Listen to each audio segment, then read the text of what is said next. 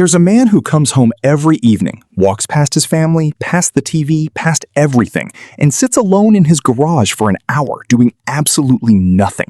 His wife thinks something is wrong with him. His kids think he's weird, but his therapist says he might be the sanest person in the house. What if everything you thought you knew about doing nothing was completely backwards? Most people assume that sitting alone in silence, staring at a wall, is a sign of laziness, depression, or just being a little strange. But the science tells a completely different story. And once you understand what's actually happening inside the mind of someone who does this, you'll never look at silence the same way again. Let's start with something most people never think about. Your brain does not rest when you sleep. It processes, consolidates, and sorts through everything that happened during the day. But there's another state, one that only activates when you're awake and doing absolutely nothing. Scientists call it the default mode network, and it might be the most important mental state you're not giving yourself enough of. The default mode network is the part of your brain that switches on when external stimulation drops. It's responsible for self-reflection, emotional processing, creative thinking, and making sense of your own life. When you're constantly scrolling, watching, responding, and reacting, this network never gets a chance to do its job. But the man in the garage? He's activating it every single day without even knowing it. Think about the last time you had a brilliant idea. Chances are it didn't come while you were grinding at your desk. It came in the shower, on a walk, in that strange quiet just before sleep. That's not a coincidence.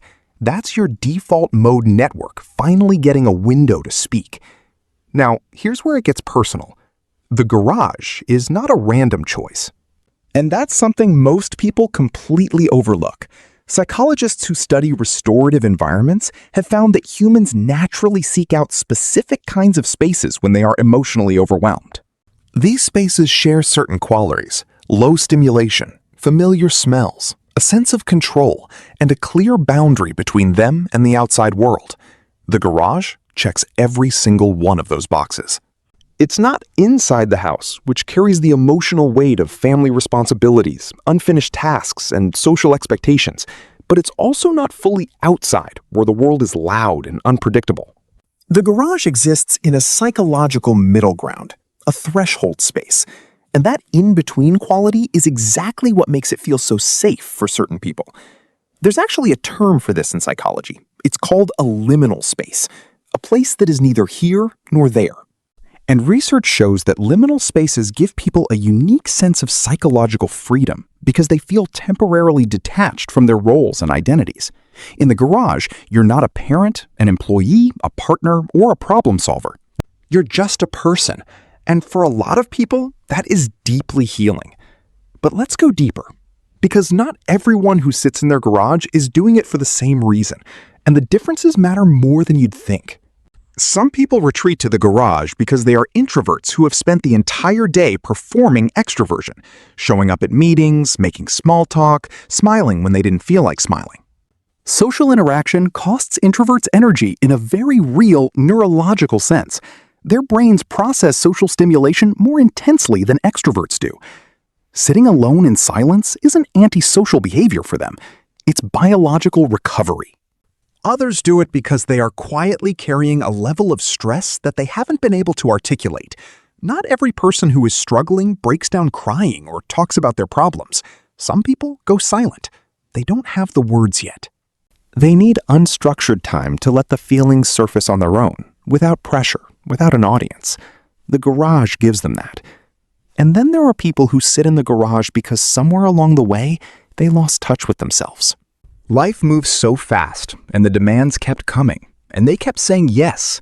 And somewhere in all of that, they forgot who they were before all the responsibility. The garage is where they go to try to find that person again. Maybe they don't know that's what they're doing, but that's what's happening. Now, let's talk about what society gets wrong about this. We live in a culture that has declared war on stillness. Productivity is worshipped. Busyness is worn as a badge of honor. If you're not moving, achieving, or at minimum entertaining yourself, you're wasting time. That's the message people receive from the moment they're old enough to understand it. And it creates a population of people who are deeply uncomfortable with silence, both their own and other people's. So when someone sits alone doing nothing, the people around them panic. They ask what's wrong. They suggest hobbies. They fill the silence with noise because silence makes them uncomfortable, and they assume it must make everyone else uncomfortable too. But they're projecting their own relationship with stillness onto someone who has a completely different one. Here's a thought that most people find unsettling.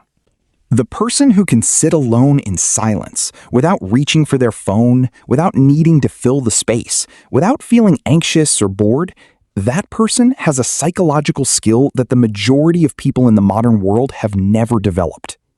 It's called self-containment, and it's one of the most quietly powerful things a human being can cultivate. But here's the line that separates healthy solitude from something that needs attention. Healthy solitude is chosen. It's restorative. The person comes back from it feeling clearer, calmer, more like themselves. They're still connected to the people they love, still engaged with their life, still functioning. The garage is a place they go to recharge, not to disappear. Concerning isolation is different. It's marked by withdrawal that's increasing over time, a growing disinterest in things that used to matter, a flatness in emotion that doesn't lift.